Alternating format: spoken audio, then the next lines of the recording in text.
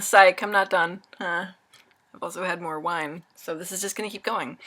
I forgot one of my journals, and I do not have the skill, the wherewithal, or the inclination, or anything to edit this into the next video. So this is gonna be its own video, and I'm not sorry. But this is the best journal, and I can't believe I didn't show it to you.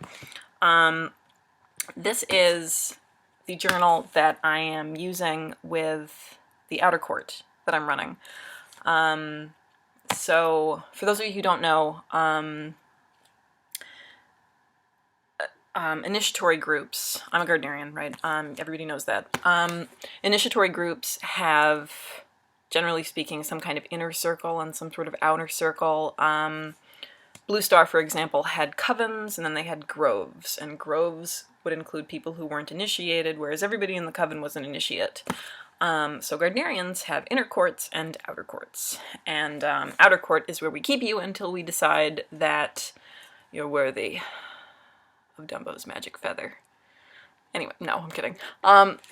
Anyway, so I run an outer court now, and I had this idea, which, again, like, maybe other people do this, but I thought I was fucking brilliant when I came up with it.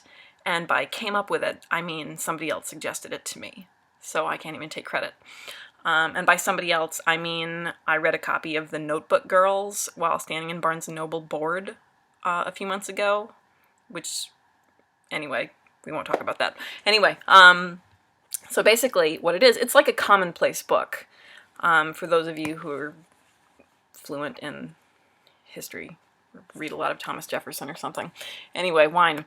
So the idea is that we share it, and it's got the material, ritual material that we share, that everybody is privy to, and then it gets passed around so that people can write their impressions. If people have questions, I can answer questions directly in the book, and what's so wonderful about that is that there's no way to forget what people have said.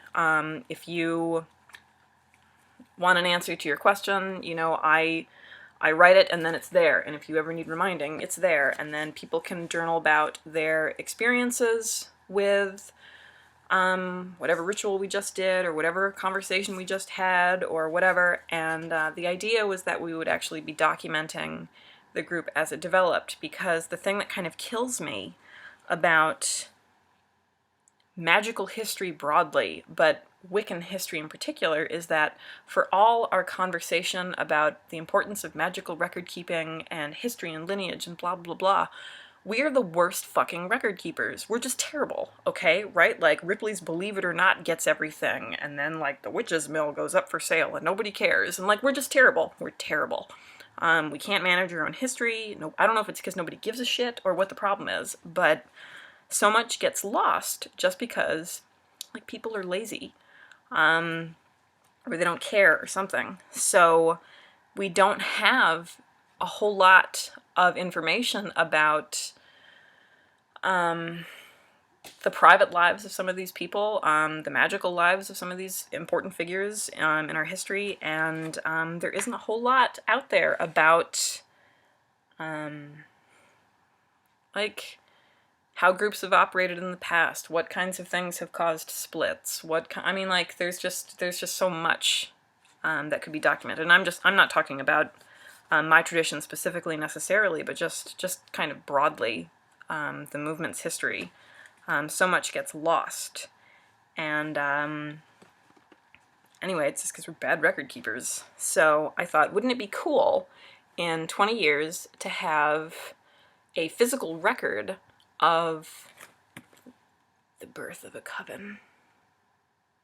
Right? That was dramatic. Yeah. So this book has been super cool, and this is, you've probably seen these. I don't know what the company is called. I don't know if it's Poetic Earth or what, but these are the same kinds of journals that you get through Azure Green. These journals suck. They're the worst, and it's because of their paper. You've probably seen these, right? They usually have some kind of embossing on the cover, right?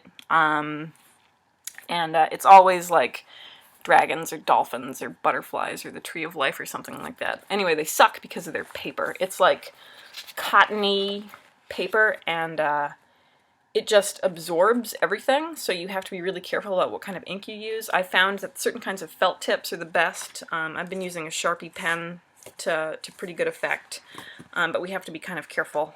And I can't be as decorative because it doesn't take watercolor and things like that, although it's been good with acrylic. But anyway, they're pretty cheap, and most of the people I know who keep books of shadows, it's these kinds of books. Just because they're inexpensive and they're available everywhere, which is fine. But anyway, I had one sitting around and didn't know what to do with it, so thought I'd give it a whirl, and it's been massively successful. So those of you who are in groups, this is great, and you should totally do this. You pass it amongst yourselves. This book lives at the Covenstead, but it's out on the counter, anybody can read it or write in it, and then as we bring in new people, if we bring in new people, we can point them here, and they'll get a better idea quickly of who we are and what we care about and what sort of concerns we have and that kind of thing. So, a Commonplace Book. Everyone should have one who's in a group, because they're awesome. Alright, that's all. I'm going to go back to Supernatural and my wine.